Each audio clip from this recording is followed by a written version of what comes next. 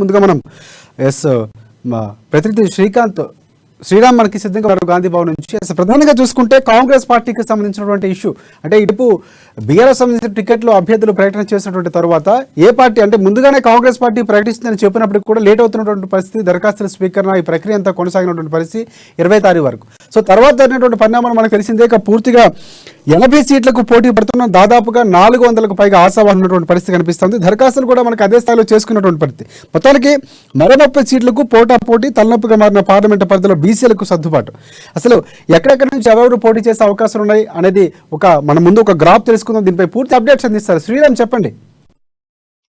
రాజశేఖర్, ఈరోజు చూసుకున్నట్లయితే ఇప్పుడే కొద్దిసేపటి క్రితమే ప్రారంభమైనటువంటి పిఎస్సి ఎన్నికల కమిటీ స్క్రీనింగ్ కమిటీలో దాదాపు 24 మంది ప్రముఖులు ఉన్నారు. అయితే దీనికి సంబంధించి ఇప్పటికే రాష్ట్రంలో ఉన్నటువంటి ఠాక్రే ఆధ్వర్యంలో జరుగుతున్నటువంటి ఈ కమిటీలో ముఖ్యంగా నేతలందరూ కూడా భేటీ అయ్యారు. అయితే ఇందులో ప్రధానంగా చూసుకున్నట్లయితే అంటే సింగిల్ డిజిట్గా ఉన్నటువంటి వ్యక్తులు కావచ్చు, సింగిల్ లేదా డబల్ కావచ్చు, ఒకే చోట 2 లేదా 3 వ్యక్తులు పోటీ చేస్తున్న క్రమంలో వారి నేమ్స్ వస్తూ ఉన్నాయి. అంటే ఆ ప్రస్తావనలో వచ్చే క్రమంలో మొదటిసారిగా వస్తున్నటువంటి ఆ డిజిట్స్ ఏవైతే ఉన్నాయో ఆ డిజిట్స్ని మనం ఒక్కసారిగా చూసుకున్నట్లయితే కొడంగల్ నుంచి రేవంత్ రెడ్డి, హుజూర్ నగర్ వచ్చేసి ఉత్తమ్ కుమార్ రెడ్డి, కోదడ పద్మావతి, మధిర భట్టి విక్రమార్క, మంతాని శ్రీధర్ బాబు, జగిత్యాల జీవన్ రెడ్డి, ములుగు సీతక్క, భద్రాచలం చూసుకున్నట్లయితే పొడి వీరయ్య, సంగారెడ్డి జగ్గారెడ్డి, నల్గొండ నుంచి కోమటిరెడ్డి వెంకటరెడ్డి, అల్లంపూర్ నుంచి సంపత్ కుమార్, నాగార్జున సాగర్ కుందూరు జయవీర్ రెడ్డి, కామారెడ్డి షబ్బీర్ అలీ, పంచిర్యాల ప్రేమ్ సాగర్ రావు, ఆందోళ్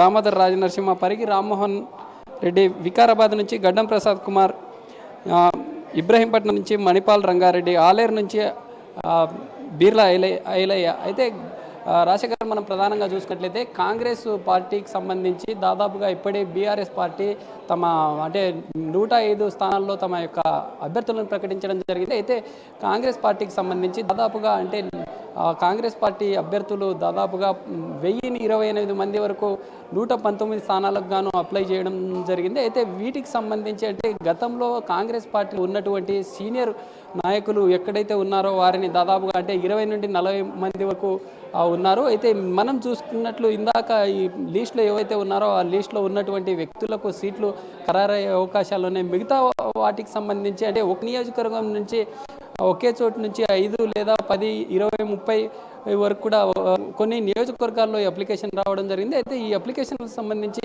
వీటికి సంబంధించి పిఎస్సి కమిటీలో అంటే ఈ స్క్రీనింగ్ కమిటీ ఈ కమిటీకి సంబంధించి దాదాపుగా ఏ నియోజకవర్గంలో అప్లికేషన్ ఎక్కువగా వచ్చాయి అంటే కాంగ్రెస్ పార్టీ విధించినటువంటి విధులు ఎలా ఉన్నాయి అంటే గతంలో కాంగ్రెస్ పార్టీలో వీరు చేసినటువంటి సేవలు కావచ్చు, తమ క్యాడరు అంటే ఏ క్యాడర్ నుంచి చేశారు ఏమనే అంశాలను కూడా గతంలో చేసినటువంటి వాటి ఆధార వీరిని సీట్లు కేటాయించే అవకాశాలు ఉన్నాయి. అయితే ఈ సమావేశంలో కీలకంగా సింగిల్ డిజిట్లో ఉన్నటువంటి సీనియర్ అభ్యర్థి శ్రీకాంత్, ప్రధానంగా శ్రీరామ్ అండి, ఏదైతే ఎక్కువ ఆశావాహులు దరఖాస్తులు చేసుకున్నారో నియోజకవర్గం నుంచి వాటిని వెనకబెట్టే అవకాశం ఉంది. సింగిల్ డిజిట్స్ ఎవరైతే ఉన్నారో వారిని సెలెక్ట్ చేసే అవకాశం కనిపిస్తుంది. కొంతమంది సీనియర్స్ ఇప్పుడు అంటే మిగతా పార్టీల్లో ఉన్నటువంటి అసమ్మతితో లేకపోతే టికెట్ ఆశించి భంగపడినటువంటి నేతలు కూడా వస్తున్నటువంటి పరిస్థితి కనిపిస్తుంది.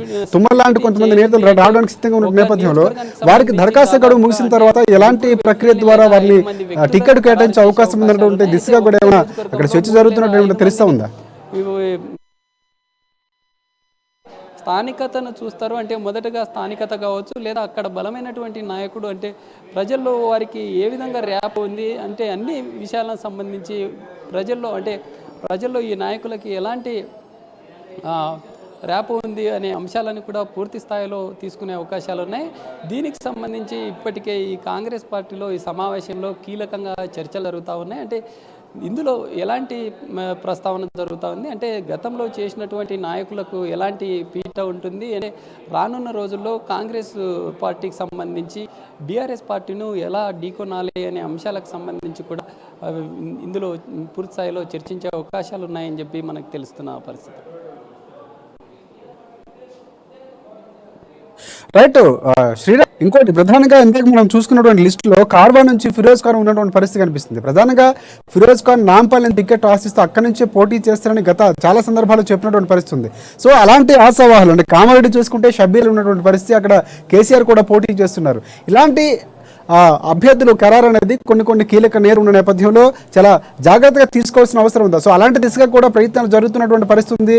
ఈరోజు జరుగుతున్నటువంటి కమిటీలో అవన్నీ కూడా చర్చిస్తున్నారు అనుకోవచ్చు మనం.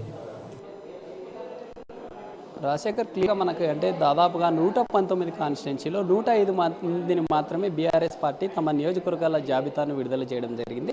అయితే ఇందులో మిగతా సభ్యులకు సంబంధించి ఇప్పటికి కూడా అంటే స్థానికంగా ఉన్నటువంటి కొన్ని ఈ హైదరాబాద్ నియోజకవర్గంలో దాదాపుగా 4 ఉన్నాయంటే ఇటు నాంపల్లి కావచ్చు, ఈ గోషామహాలు, మిగతా 2 స్థానాల్లో కూడా ఇప్పటి వరకు అభ్యర్థులను ఖరారు చేయలేదు. అంటే ఈ స్థానాల్లో కూడా ఖచ్చితంగా బీఆర్ఎస్ పార్టీ తన జెండాను కైవసం చేసుకోవడం కోసం ఇప్పటికే తన యొక్క వ్యూహాలను రచిస్తుంది అని చెప్పుకోవాలి. గతంలో ఉన్నటువంటి ఈ బీఆర్ఎస్ పార్టీకి సంబంధించినటువంటి సంఖ్యాబలం కావచ్చు, లేదా బీఆర్ఎస్ పార్టీలో జరుగుతున్నటువంటి అంటే బీఆర్ఎస్ పార్టీ తరఫున కావచ్చు, లేదా ఇటు కాంగ్రెస్ పార్టీలో కూడా ఒకే నియోజకవర్గంలో ఆశావాహుల సంఖ్య చాలా ఎక్కువనే చెప్పుకోవాలి. అయితే ఈ కేసీఆర్ ప్రకటించినటువంటి నియోజకవర్గాల్లో ఆశావాహులుగా ఉన్నటువంటి టీఆర్ఎస్ పార్టీ నుండి ఇటు కాంగ్రెస్ పార్టీ వైపు విధంగా కనిపిస్తూ ఉన్నాయి. అయితే ఏదేమైనప్పటికీ రేపు జరగబోయేటటువంటి ఎన్నికల్లో ఈ బీఆర్ఎస్ పార్టీ ప్రకటించినటువంటి స్థానాల్లో తమ సిట్టింగ్లో ఉన్నటువంటి ఎమ్మెల్యేలు కాదని సీనియర్లుగా ఉన్నటువంటి ఆ బీఆర్ఎస్ అభ్యర్థులకు ఒకవేళ సీట్లు ఇవ్వని పక్షంలో వారు కాంగ్రెస్ గుటికి చేరుతారనే సందిగ్ధత అయితే నెలకొంది అని చెప్పి చెప్పుకోవాలి.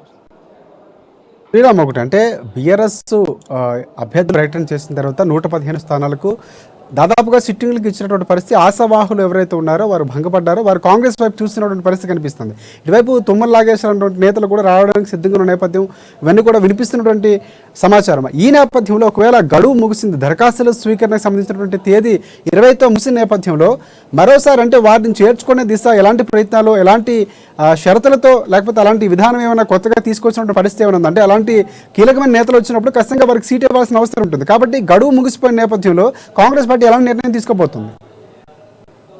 రాజశేఖర్ క్లియర్గా మనం చూడొచ్చు.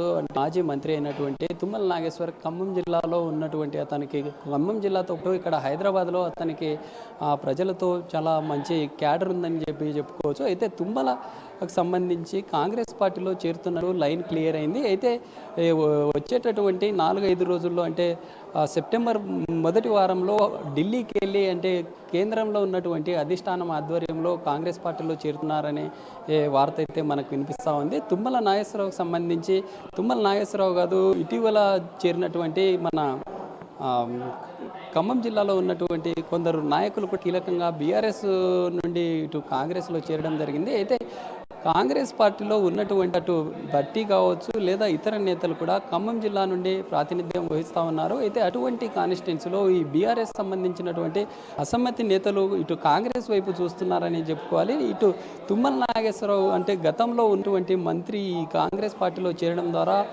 ఖమ్మం జిల్లాలో కాంగ్రెస్ పార్టీ రందా ఒక క్యాడర్గా ఏర్పడి అక్కడ బలపరుచుకొని కాంగ్రెస్ పార్టీని రానున్న రోజుల్లో ముందుకు తీసుకెళ్లే యోచనలో ఉన్నారని తెలుస్తూ ఉంది. ఇప్పటికే ఇక్కడ జరుగుతున్నటువంటి పిఎస్ సమావేశంలో కూడా ఇలాంటి బీఆర్ఎస్ పార్టీకి సంబంధించినటువంటి అసమ్మతి నేతలు ఎవరైతే ఉన్నారో వారు కాంగ్రెస్ పార్టీలో చేరడానికి విముఖతగా ఉన్నారు. వారి ఈ ప్రస్తావన కూడా వచ్చే అవకాశాలు ఉన్నాయి. వారి గురించి కూడా ఈ సమావేశంలో కీలకంగా మాట్లాడే అవకాశాలు ఉన్నాయని చెప్పి తెలుపుతున్న పరిస్థితులు. ఏదేమైనప్పటికీ రానున్న ఈ నెక్స్ట్ మంత్లో మొదటి వారంలో వీరంతా ఎవరైతే బీఆర్ఎస్ సంబంధించినటువంటి అసమ్మతి నేతలు ఉన్నారో వారు రాహుల్ సమక్షంలో ఢిల్లీలో కాంగ్రెస్ పార్టీలో చేరే అవకాశాలు ఉన్నాయని చెప్పి ఇప్పటికే మనకు విశ్వసనీయమైనటువంటి సమాచారం అందుతుందని చెప్పి చెప్పుకోవాలి. అయితే బీఆర్ఎస్ పార్టీలో ఇప్పటికే అంటే దాదాపుగా ప్రకటించినటువంటి 119 స్థానాలు ఏవైతే ఉన్నాయో అందులో 105 స్థానాలు ప్రకటించడం జరిగింది.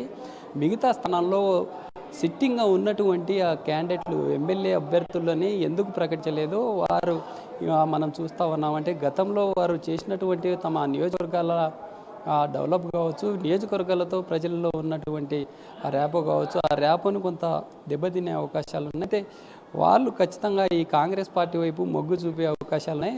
ఎవరైతే వీళ్ళు బీఆర్ఎస్ను వీడి కాంగ్రెస్లోకి వస్తారో వారికి ఖచ్చితంగా మేము కార్పొరేట్ను పరుస్తామనే విధంగా ఈ కాంగ్రెస్ అధిష్టాన నాయకులు కూడా చెప్తున్న పరిస్థితులు అయితే ఉన్నాయి. ఈ పిఎస్ సమావేశంలో ఎలాంటి అంశాలు చర్చకు రానున్నాయి, ఆ అంశాల మీదే ఈ కాంగ్రెస్ ప్రధానంగా వీటి మీద ఫోకస్ చేసే అవకాశాలు ఉన్నాయి. ఒకటి అంటే కర్ణాటక ఎన్నికల తర్వాత తెలంగాణలో కాంగ్రెస్ పార్టీకి గ్రాఫ్ పెరిగింది. అదే దీనిలో వరుసగా వలసలు వస్తున్నటువంటి నేతలు కూడా కాంగ్రెస్ పార్టీలో చేరినటువంటి పరిస్థితి. టీపీసీసీ అధ్యక్షుడు ముందంజు వెళ్ళటం, వార్తల్లో నిలవటం, నిత్యంగా అంటే కాంగ్రెస్ పార్టీ గ్రాఫ్ పెరిగింది, ప్రజలకు బలంగా దూసుకుపోతున్నటువంటి సంకేతాలు అయితే ఇచ్చినటువంటి పరిస్థితి, సక్సెస్ అయ్యారు. ఈ నేపథ్యంలో అక్కడ ఉన్నటువంటి ఫార్ములా, ఇక్కడ దరఖాస్తుల స్వీకరణకు సంబంధించినటువంటి రుసుమును పెట్టినటువంటి పరిస్థితి తెలంగాణలో కనిపించింది. మొట్టమొదటిసారి అంటే గతంలో ఉన్నటువంటి పరిస్థితి ఉన్నా కూడా అక్కడ ఉన్నటువంటి ఫార్ములాను ఇక్కడ తీసుకొచ్చారు. సో ఇక్కడ కూడా అదే అంటే బీఆర్ఎస్ పార్టీ అధిగమించినటువంటి ఎంతైతే పర్సంటేజ్లో అక్కడైతే ఎలా అయితే కూడా అలాంటి ప్రక్రియ అంటే సీట్ల కేటాయింపుకు సంబంధించి లేకపోతే అభ్యర్థుల ప్రకటనకు సంబంధించినటువంటి విషయంలో కూడా అక్కడ ఉన్నటువంటి ఫార్ములాను ఇక్కడ ప్రయోగించే అవకాశం ఉందా?